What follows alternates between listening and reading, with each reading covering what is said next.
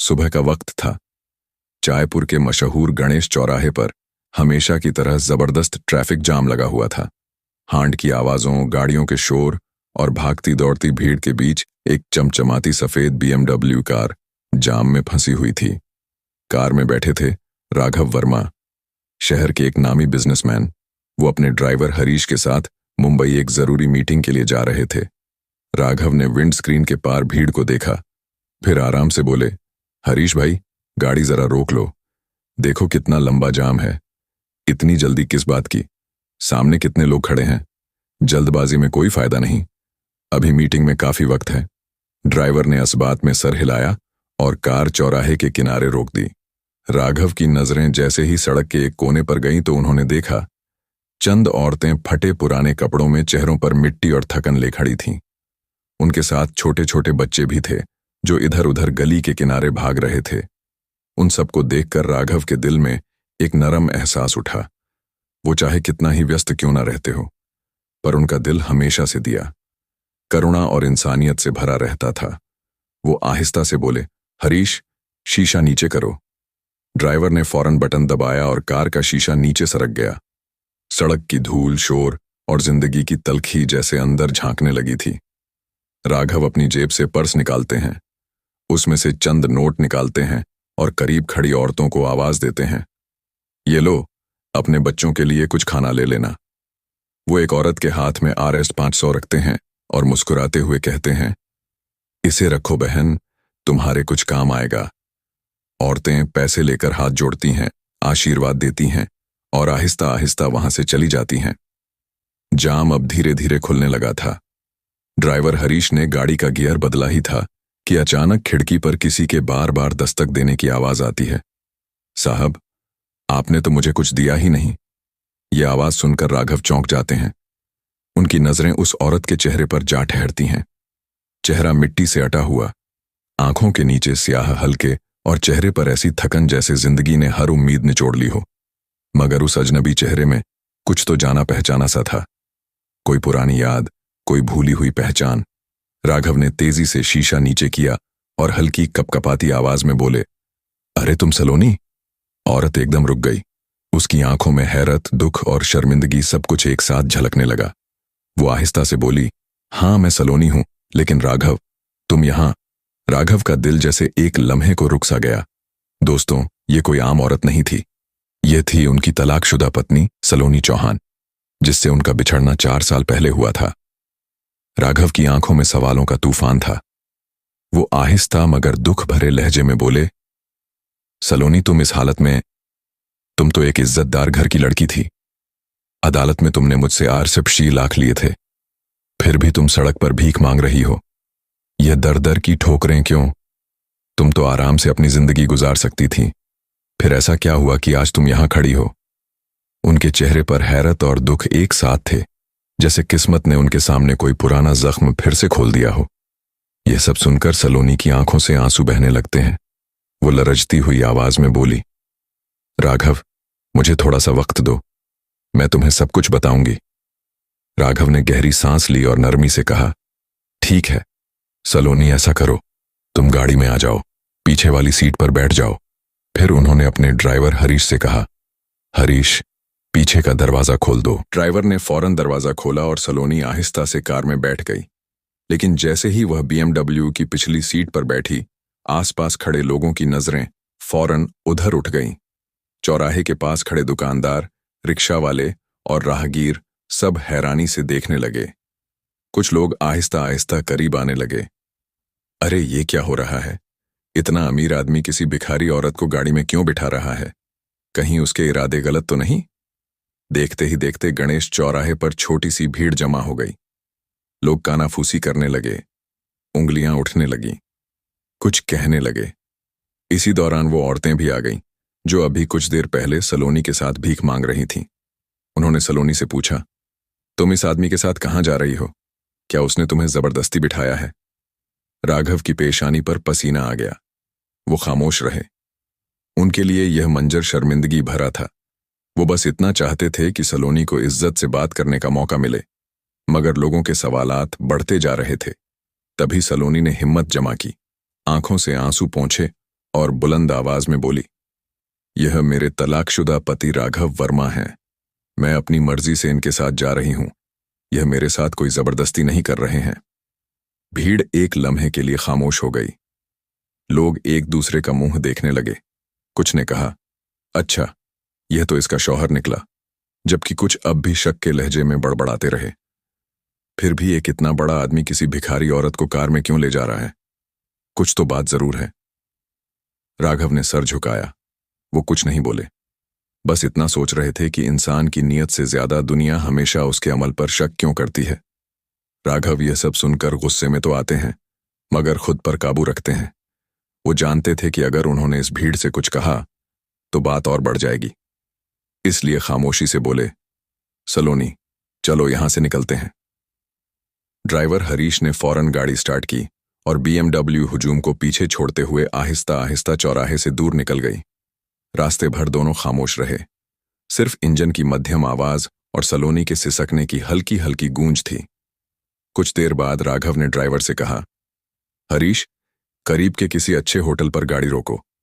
चंद मिनटों में वह एक साफ सुथरे होटल के सामने पहुंचे।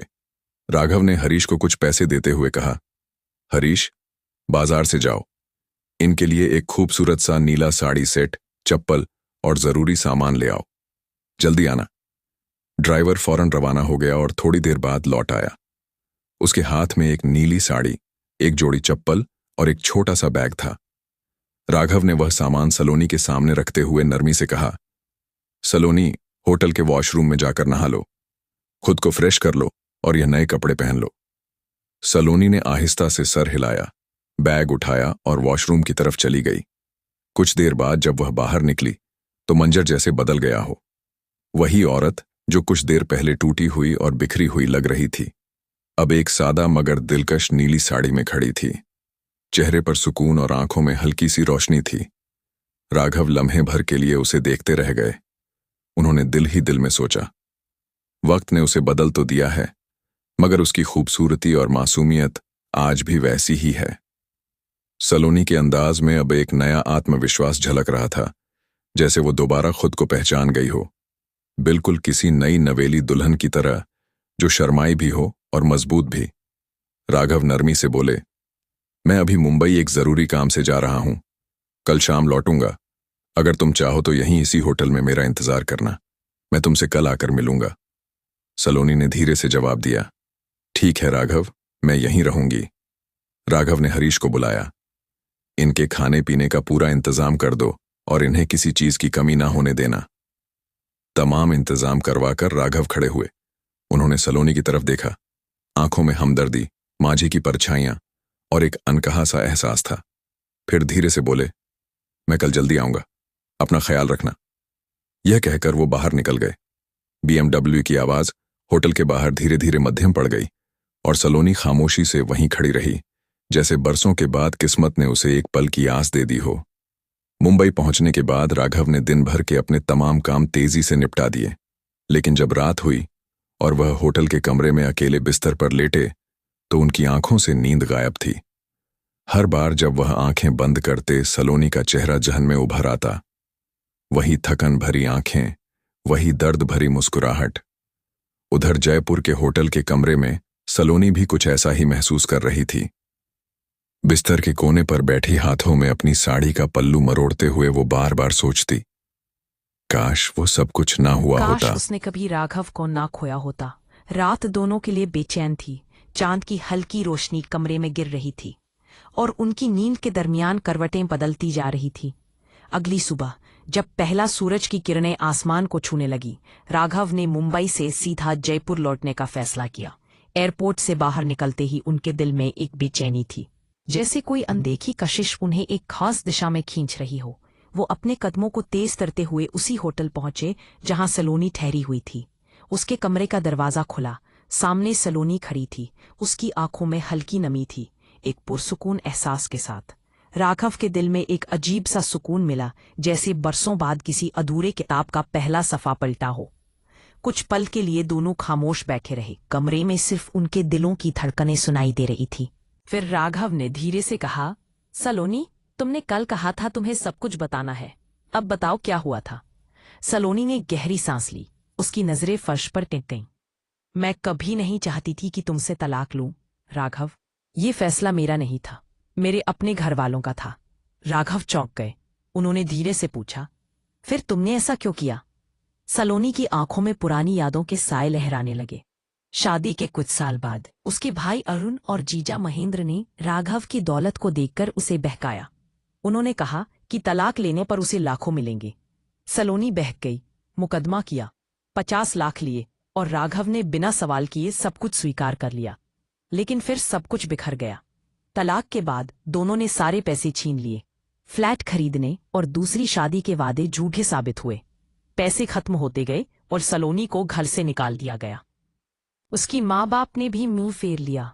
कोई उसका नहीं रहा। मजबूरी में उसने दूसरों के घर काम किया, फिर ताने सुनते सुनते सब छोड़कर भीख मांगने लगी। स्टेशन पर उसे कुछ बेसहारा औरतें मिली जिनके साथ वह रहने लगी। रोते रोते उसने कहा, राघव, मैंने हमेशा तुमसे प्यार किया। मैंने हमारी शादी की तस्वीर हमेशा अपने पास रखी ताकि उम्मीद बनी रहे कि शायद एक दिन सब ठीक हो जाए। राघव के दिल में पछतावा और दर्द उमड़ आया।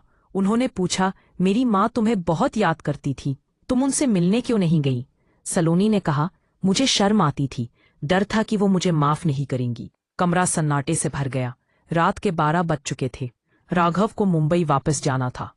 उन्होंने सलोनी से उसका पता लिया और कहा, मैं वापस आकर तुमसे मिलूंगा। अगले दिन राघव मुंबई गए, लेकिन रात भर बेचैन रहे।